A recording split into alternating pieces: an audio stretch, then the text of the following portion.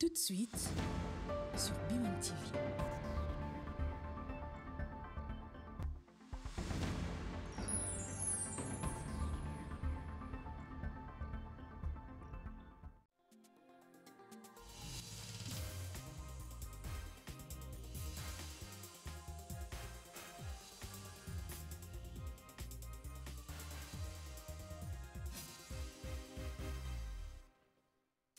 C'est l'heure de vous informer. Bienvenue, mesdames et messieurs, dans cette session d'actualité sur B1 Télévision. À la une, guerre dans l'Est du pays.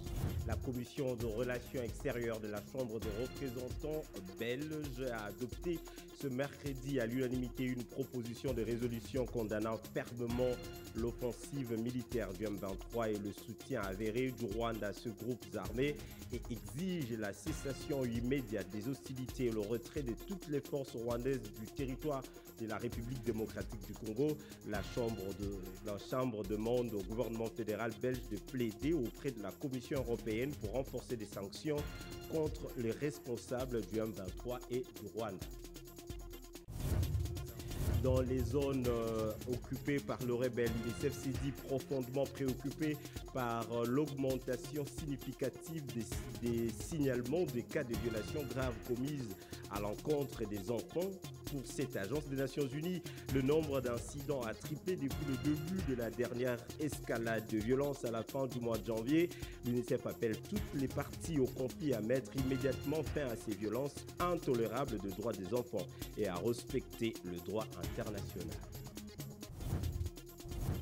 Démarrage du processus de formalisation de l'économie informelle en République démocratique du Congo. Ce mercredi, le vice-premier ministre et ministre de l'économie a présenté la feuille de route au gouvernement, aux opérateurs du secteur et tous les acteurs impliqués conformément à la vision du chef de l'État. Kinshasa est en phase expérimentale de ce vaste champ qui va commencer par l'identification des domaines avant d'entamer l'organisation des secteurs d'activité et de métiers conformément aux standards formels. Une fois de plus, mesdames et messieurs, bienvenue dans ce journal. Guerre dans l'Est de la République démocratique du Congo. Le volet diplomatique réussi à la RDC, des sanctions se prennent et d'autres se préparent contre le Rwanda. La commission de relations extérieures de la Chambre de représentants belge a adopté ce mercredi à l'unanimité une proposition de résolution condamnant fermement l'offensive militaire du M23 et le soutien avéré du Rwanda à ce groupe armé. Elle exige la cessation immédiate des hostilités et le retrait de toutes les forces rwandaises du territoire de la RDC.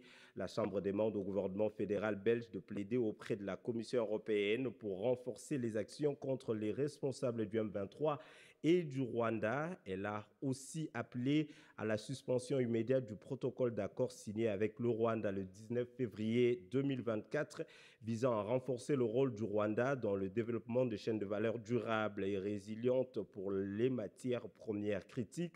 La Chambre de représentants belge recommande l'utilisation de tous les moyens possibles afin de ne plus autoriser la participation des délégations belges à des manifestations sportives et culturelles sur les territoires rwandais. Le texte sera inscrit à l'ordre du jour de la séance plénière de ce jeudi avec une présentation orale.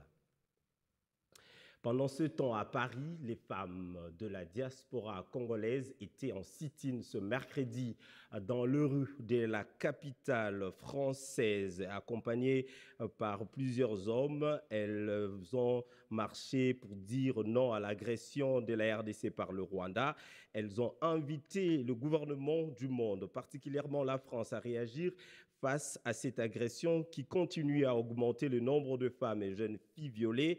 Elle dénonce les déplacements massifs de la population, des morts et la crise humanitaire croissante dans cette partie de la République démocratique du Congo. Il y avait dans la foule l'artiste et musicien Werenson et des personnalités politiques françaises, Thomas Porté, député national et membre de la France insoumise, exige un embargo total sur les minerais pillées dans l'Est de la République démocratique du Congo.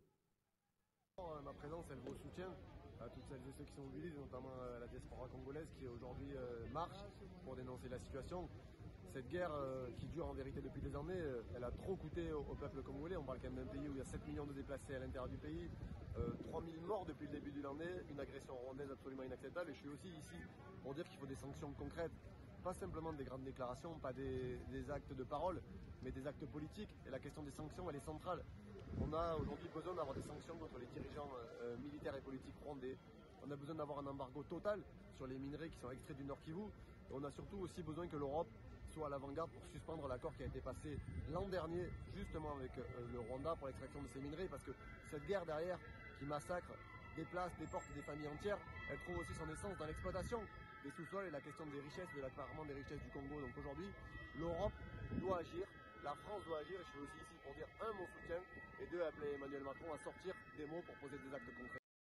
Comme je l'ai dit au sommaire de cette édition du journal, dans les zones occupées par les rebelles, l'UNICEF se dit profondément préoccupé par l'augmentation significative des signalements des cas de violations graves commises à l'encontre des enfants. Pour cette agence des Nations Unies, le nombre d'incidents a triplé depuis le début de la dernière escalade de violence à la fin du mois de janvier. Elle exige et appelle d'urgence toutes les parties au conflit à mettre immédiatement fin à ces violations graves et intolérables des droits des enfants, a déclaré Jean-François Bass, représentant par intérim de l'UNICEF en RDC. Le conflit déchire les familles, entraîne une insécurité généralisée et compromet le progrès réalisé ces dernières années. Les enfants vulnérables, y compris ceux qui vivent dans les rues, nous disent qu'ils ont peur pour leur vie.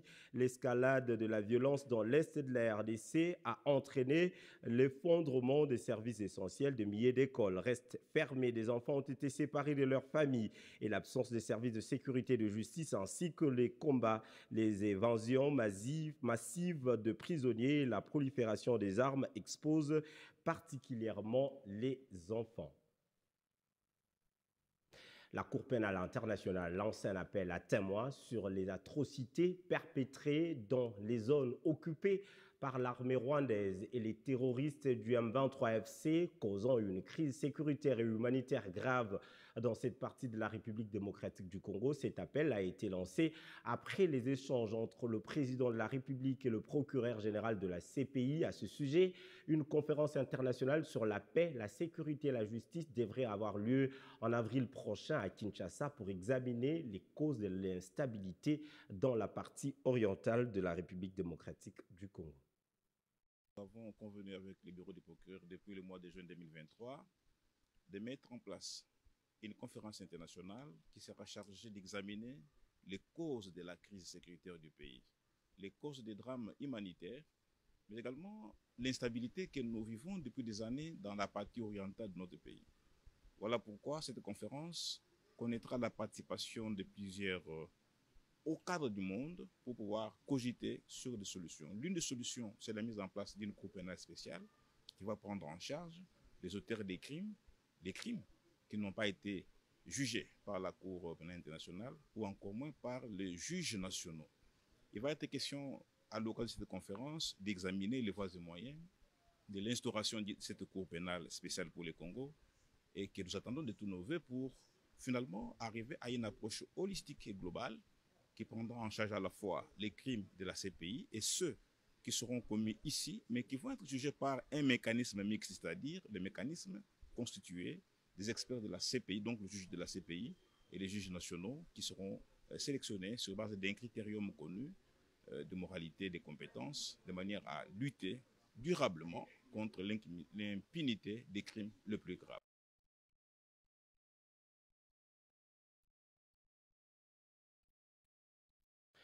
Malgré sa santé précaire, le pape François exhorte les parties au conflit dans l'est de la République démocratique du Congo d'arrêter la violence et de se parler. Ce message du chef spirituel de l'Église catholique a été annoncé au président de la République par le nonce apostolique en RDC.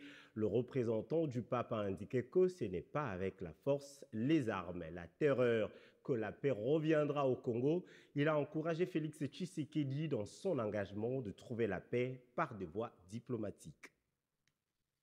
Nous avons parlé de plusieurs questions, soit aussi qui touchent tous les pays. aussi des succès de la diplomatie de RD Congo au plan international. Nous avons échangé aussi sur la question de l'Est du pays, de l'énorme souffrance de la population dans l'Est et aussi des possibilités pour promouvoir la paix. Parce que les hostilités peuvent s'arrêter et les gens peuvent reprendre la vie, comment on peut dire, quand même plus ou moins normale, sans cette peur des tueries et des violences qui continuent encore dans l'Est du pays. Cette situation, bien sûr, est complexe. Il y a plusieurs acteurs à l'extérieur, à l'intérieur des pays. Et ce que c'est vraiment important, c'est ça que aussi Pape François a toujours exhorté, d'arrêter la violence et de se parler. La situation dans la province du Sud Kivu a fait aussi l'objet d'échanges entre le président de la République et le gouverneur de cette province. Après avoir été reçu par Félix Tshisekedi, Jean-Jacques Purusi s'est dit réconforté par l'appui du chef de l'État et de toute la population congolaise. Il a par ailleurs salué les résultats jusque-là obtenus par la RDC sur le front diplomatique. Bon, je suis venu à Kinshasa, le chef de l'État m'a appelé il y a 48 heures que je suis là. Et comme vous le savez, la province du Nord et du Sud Kivu, nous avons été attaqués par le M23 et l'armée rwandaise. Et donc le Sud Kivu, la ville de Bukavu a été occupée par nos ennemis. La population du Sud Kivu était, mon chef de l'État m'a appelé pour compatir d'abord avec toute la population du Sud Kivu à qui j'envoie toute ma compassion, toute ma pitié et tous mes encouragements par rapport au fait qu'elle vit sous l'occupation ennemie. Si nous avons discuté avec le chef de l'État de l'état d'évolution de la situation et de la manière dont nous allons récupérer nos territoires et toute la province, la manière dont nous allons aider nos populations affectées par cette guerre injuste et nous imposée par nos voisins. Voilà un peu. Et je remercie donc la population du Sud Kivu, quel que soit le défi. C'est une population résiliente, donc elle continue à nous appuyer, à nous apporter son appui. Et d'ici au plus tard, dans les 48 heures, je serai de retour dans la province du Sud Kivu. Et je suis content de l'appui et l'encouragement nous apporté par toute la population de la République démocratique du Congo et particulièrement le président de la République, chef de l'État, Félix-Antoine Tshisekedi. Nous sommes basés au Birbi, en attendant que nous puissions récupérer l'entièreté de la province. Nous avons renforcé le front international, donc nous sommes en train de mener une diplomatie offensive à l'image des efforts déployés par le président de la République, chef de l'État. Nous sommes aussi engagés à ses côtés dans une diplomatie offensive. J'ai rencontré toutes les chancelleries représentées en RDC, que ce soit les États-Unis, l'Union européenne, que ce soit la Belgique, que ce soit les monarchies du Golfe. Nous sommes en train de travailler. Nous pensons que nous pouvons vivre en paix sans verser le sang. Ça fait 30 ans que ça dure.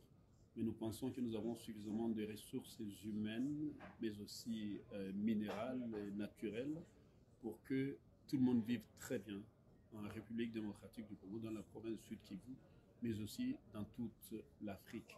Et donc on arrête de se faire de guerres inutiles. Il y a lieu qu'on vive en harmonie tous ensemble, grâce à ce que nous avons. Et pour ça, nos voisins doivent essayer de comprendre aussi cette dynamique. Les députés nationaux élus du Rang Kivu condamnent une fois de plus l'agression de la RDC par le Rwanda et ses supplétifs du M23 FC. Dans leur communiqué lu ce mercredi, ils ont décidé de soutenir les institutions de la République et demandent au gouvernement de faire des sons possibles pour doter les FARDC des moyens conséquents afin de faire face à l'ennemi, mais aussi à condamner les actes de violence que subissent certaines communautés sur les réseaux sociaux. Ils appellent le procureur général de la Cour pénale internationale qui est à Kinshasa à traquer ceux qui, de près et de loin, ont contribué à des graves violations des droits humains et des droits de l'homme dans cette partie de la RDC. condamnons une fois de plus l'agression de notre pays par le Rwanda et ses supplétifs terroristes M23 AFC ayant engendré une crise humanitaire et socio-économique sans précédent. Condamnons le massacre à grande échelle des populations civiles depuis le début de l'occupation des localités congolaises par l'armée rwandaise par M23 AFC, plus particulièrement les carnages perpétrés lors de l'occupation des villes de Goma et de Bukavu et qui continuent jusqu'à ce jour. Réitérons notre soutien indéfectible à toutes les institutions de la République, à nos forces de défense et de sécurité ainsi qu'aux Wazalendo. Saluons et apportons tout notre soutien aux efforts diplomatiques menés par le président de la République, chef de l'État, accompagné de toutes les institutions de la République ayant abouti à la prise de la résolution 2773 du 21 février 2025 du Conseil de sécurité des Nations Unies qui exige le retrait sans condition de l'armée rwandaise par M23 AFC de toutes les zones occupées. Encourageons nos compatriotes à poursuivre la résistance contre les agresseurs qui veulent s'approprier les terres congolaises et soumettre la population à l'asservissement. Invitons le gouvernement de la République à rendre plus performantes nos forces de défense et de sécurité, à user de tout son pouvoir et à renforcer l'unité et la cohésion nationale en vue de décourager toute personne ou toute organisation qui jouerait le jeu de l'ennemi en faisant sa propagande ou en stigmatisant certains compatriotes sur base de leur appartenance linguistique, comme c'est le cas de quelques messages et vidéos véhiculés dans les réseaux sociaux contre les swahiliphones. Invitons le gouvernement de la République à apporter une assistance substantielle aux déplacés internes. Invitons le procureur de la Cour pénale internationale à mener ces enquêtes avec impartialité afin que tous les auteurs des actes de violation des droits humains commis en République démocratique du Congo soient poursuivis et condamnés. Pendant ce temps, le regroupement politique de l'opposition, la MOUCA, fustige l'attaque à l'arme blanche des membres et cadres de l'ADD Congo en pleine matinée politique. Le regroupement politique de Martin Fayoulou dénonce un acte sauvage. Et Fabrice Bontio, obligé de vivre en clandestinité à Mombele car traqué par les forces du progrès. Plusieurs militants de l'ADD Congo arrêtés arbitrairement, torturés, tabassés par la police, agissant en appui et en complicité avec la milice urbaine Force du Progrès. D'importants dégâts matériels ont été causés, pillage, extorsion et vol de centaines de chaises en plastique, des instruments de sonorisation et autres biens des membres tels que les téléphones, montres et chaussures ont été observés. La MOUCA rappelle que ces actes ignobles ne resteront jamais impunis car ils constituent des crimes dont l'association des malfaiteurs et des violations graves des droits de l'homme. Par conséquent, la MOUCA invite le procureur de la Cour pénale internationale à mission de travail en RDC à inscrire les milices politiques de Force du Progrès et de la Brigade spéciale de l'UDPS sur la liste de groupes terroristes coupables de violations graves de droits humains. La MOUCA charge enfin son avocat conseil, Maître Nico Mayengele, à saisir les instances judiciaires compétentes pour que justice soit rendue à l'ADD Congo et à son président national, ainsi qu'à tous ces militants victimes de la cruauté de la milice de l'UDPS, Force de Progrès, qui est en réalité une force du regret. Je vous remercie.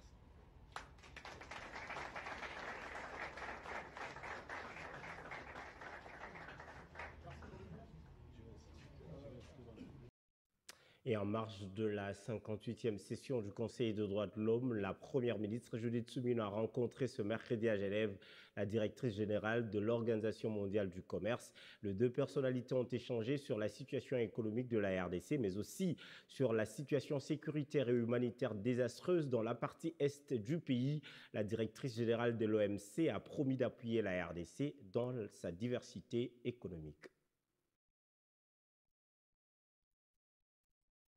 La diversification de l'économie congolaise et la création d'emplois, l'Organisation mondiale de commerce s'engage à appuyer la RDC sur cet élan. Ces assurances de la directrice générale de l'OMC à la chef du gouvernement congolaise en marge de la 58e session du Conseil des droits de l'homme à Genève.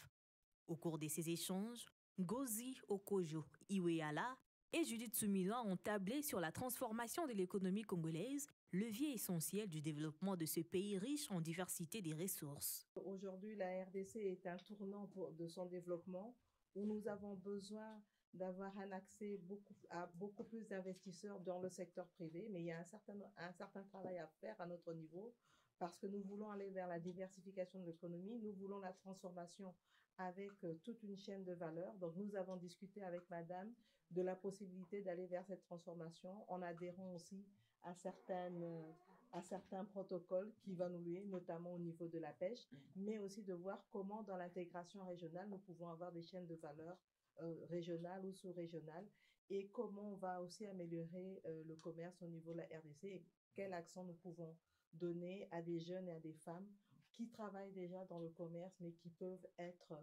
améliorer leur performance à travers notamment la digitalisation. Pour sa part, la directrice générale de cette organisation internationale qui s'occupe des règles régissant le commerce international entre les pays a bien accueilli le plaidoyer soumis par la chef de l'exécutif national. RDC, c'est un pays très important en Afrique avec beaucoup de ressources, un pays très riche. Et je suis très contente de la discussion qu'on a eue sur la diversification de l'économie, surtout comment ajouter la valeur dans beaucoup de ressources minérales qu'on trouve dans le pays et comment créer des emplois pour les jeunes. Et je pense que Madame a vraiment réfléchi sur le sujet et on s'est décidé de travailler ensemble pour avancer les voies de développement, la diversification de l'économie. La diversification de l'économie et la création figurent au nombre des réformes phares du gouvernement Suminwa, des réformes qui passent par des actions transformatrices pour un Congo prospère, champion de la sécurité alimentaire. Dans ce temps au pays, le gouvernement, à travers le vice-premier ministre en charge de l'économie nationale, a lancé ce mercredi le processus de formalisation de l'économie informelle en RDC. Les travaux de l'atelier présidé par le VPM Daniel Mukoko Samba à l'hôtel du gouvernement vont aboutir à la présentation d'un agenda concerté avec toutes les parties prenantes. Face aux opérateurs de l'économie informelle et les représentants des services publics impliqués, le vice-premier ministre Mukoko Samba a eu des mots justes pour expliquer à ses interlocuteurs les bénéfices de la formalisation de ces secteurs. Formaliser l'économie, ça entraîne beaucoup d'avantages sur le plan fiscal, mais également en ce qui concerne les conditions de travail. C'est ce processus que nous venons de lancer. Ça va être un long processus, vu l'étendue du pays, vu aussi le degré assez élevé de l'informalité dans cette économie. Mais nous avons la détermination de continuer avec ce processus, évidemment avec la collaboration de tous les autres ministères, mouvements associatifs, secteurs privés qui sont concernés.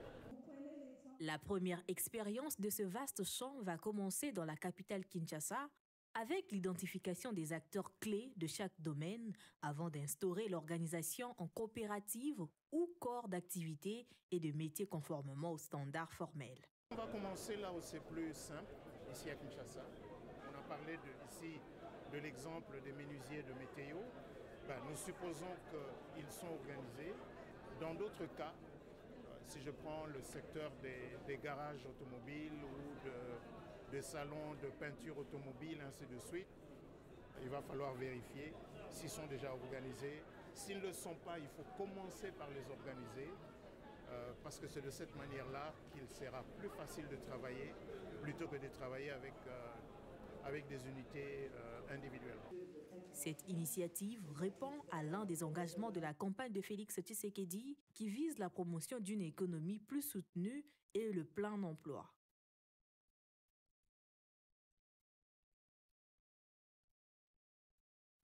Kinshasa, connecter l'ancienne ville à la nouvelle par le fleuve, une vision à laquelle s'aligne le comité stratégique de supervision du projet d'extension de la ville de Kinshasa. C'est le sens des signatures de convention avec l'entreprise M. Sander et du protocole d'accord avec l'entreprise VRC. Ensemble, ils ont décidé de travailler pour le développement du transport fluvial de la baie d'Ongaliema à Maluku-Kiamona, du nom de la nouvelle ville de Kinshasa. Développer une nouvelle ville moderne et durable, c'est l'un des objectifs d'extension de la ville de Kinshasa, dirigé par son comité stratégique de supervision. Pour concrétiser ces projets, le comité a signé une convention avec l'entreprise MD Center et un protocole d'accord avec l'entreprise VRC Sahel. Cette convention permettra le développement des transports fluviaux de la baie de Ngaliema à Maluku-Kiamona, nom de la nouvelle ville. On va créer une route navale qui commence depuis le bain de Ngaliema jusqu'à Maluku-Kiamona, parce qu'on appelle Maluku-Kiamona, ça sera comme le terminus de notre bateau. La signature de la convention avec MD Center aujourd'hui revêt un caractère particulier et important. C'est qu'il met en place le cadre légal et le cadre installé pour le transport fluvial. VRC Sahel est une entreprise multisectorielle qui compte poser ses valises sur le site de Kinshasa-Kiamona, long de 430 km. Nous allons commencer par installer tout ce qui est nécessaire pour la réussite de ces projets, entre autres l'installation d'un concasseur pour la production des graviers. Nous allons également installer un laboratoire de géotechnique et d'analyse. Nous allons également par la suite installer des centrales à enrober, des centrales à béton. Et par la suite, nous allons directement procéder à la construction des maisons témoins. L'intérêt du partenariat sur ce projet d'extension de la ville de Kinshasa reste intact malgré l'agression rwandaise. Sa poursuite est un message fort. La meilleure réponse que je peux avoir par rapport à la situation actuelle du pays, c'est le travail. C'est de démontrer aux partenaires, de démontrer à nos frères que ceux qui se battent au front ne se battent pas pour un pays qui n'a pas d'avenir, mais au contraire, ils se battent pour un pays qui a de l'avenir. On doit démontrer de la résilience, montrer qu'on est sérieux, montrer que nous voulons enlever tous les prétextes économiques, que nous sommes en train de mettre des choses qui sont très attrayantes et que ce pays va de l'avant. Il faudrait que nos martyrs soient morts pour un pays qui a de l'avenir, un pays qui se construit et qui sache pourquoi ils se battent. De toutes les signatures de conventions et de protocoles d'accord à tour de bras, celle-ci veut connecter l'ancienne ville à la nouvelle par le fleuve. La ministre des Affaires sociales, Action humanitaire et Solidarité nationale a reçu dans son bureau de travail le président de l'UNPC Kinshasa et DG de l'Espace 50 Jean-Marie Kassamba. Les deux personnalités ont échangé sur le rôle que doit jouer la presse quinoise pendant la période de la crise humanitaire au pays. La ministre des Affaires sociales, Action humanitaire et Solidarité nationale, Nathalie Aziza Mounana, a reçu dans son bureau de travail le président de l'UNPC Kinshasa et directeur général de l'Espace 50, Jean-Marie Kassamba. Au menu des échanges, les rôles que doit jouer la presse quinoise pendant la période de la crise humanitaire que traverse l'Est de la République démocratique du Congo. En qualité de président de l'UNPC Kinshasa, Jean-Marie Kassamba promet son accompagnement au ministère des Affaires sociales, Action humanitaire et Solidarité nationale, dirigé par Nathalie Aziza Mounana. Bon, d'abord, c'est la première fois que Madame la ministre me reçoit en cette période qui traverse notre pays. Vu le rôle que Madame la ministre joue dans le domaine social, Depuis qu'elle est au gouvernement, elle fait montre de beaucoup d'efficacité, non seulement dans toutes les interventions qu'elle fait sur les terrains, que ce soit ici à Kinshasa ou à l'intérieur du pays, mais également elle a un profond respect pour la presse. Et bientôt, nous travaillons sur un projet de portrait de cette dame qui doit être présenté un peu autrement. Ça fait beaucoup d'années que Nathalie Aziza Mounana travaille dans le secteur de l'humanitaire, que ce soit pour l'aide aux femmes des militaires et policiers, que ce soit pour les jeunes. Après le lancement de sa campagne Somba Onga na $100 Koma Kololopango, l'entreprise culinaire de Premium Food a convié les participants au résultat. Lors du premier tirage au sort, 5 parcelles étaient retenues comme grand prix. Le gagnant, le grand ticket, le gagnant. Premier tirage au sort, des gagnants de la tombola Somba Onga na $100 Koma Kololopango. Cette initiative de l'entreprise culinaire Premium Food récompense les fidèles consommateurs de ces produits. Pour bien démarrer, l'équipe à pied d'œuvre a commencé par le rappel des règles de jeu afin de préparer les compétiteurs. Toute personne qui avait la possibilité d'acheter Onga de manière mixte au niveau des $100, que ce soit un consommateur ou un client, avait le droit de participer. La condition était simple, pouvoir acheter pour $100 de Onga, et on tentait sa chance pour gagner une de parcelles que nous mettions à disposition. Mais il faut dire que le parcelle ne représentait que moins de 5% de ce que nous avons donné. Nous avons donné beaucoup d'autres cadeaux. Déroulé sur le site de l'usine Premium Food, cet événement était très attendu et encouragé par les compétiteurs eux-mêmes. Parmi les grands prix remportés, 5 parcelles. Nous avons procédé au tirage de notre tombola que nous avons lancé depuis le 15 décembre.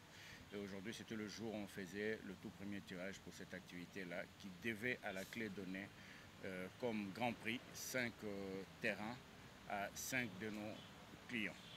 La tombola Somba Onga na $100 Koma Kololopango, pas une illusion, mais plutôt une réalité qui récompense les fidèles consommateurs. En faisant le tirage, je suis sorti gagnant zana esengo mingi ya koyebisa bande ko message que basomba onga vraiment onga nous fait du bien. Ce qui osombi onga, ce qui osotega onga n'importe quel différent comme marché pour vous la décider. Une victoire qui s'ajoute aux autres, telles que celle célébrée par les vendeurs des produits Onga du marché de la Liberté qui avaient remporté une voiture.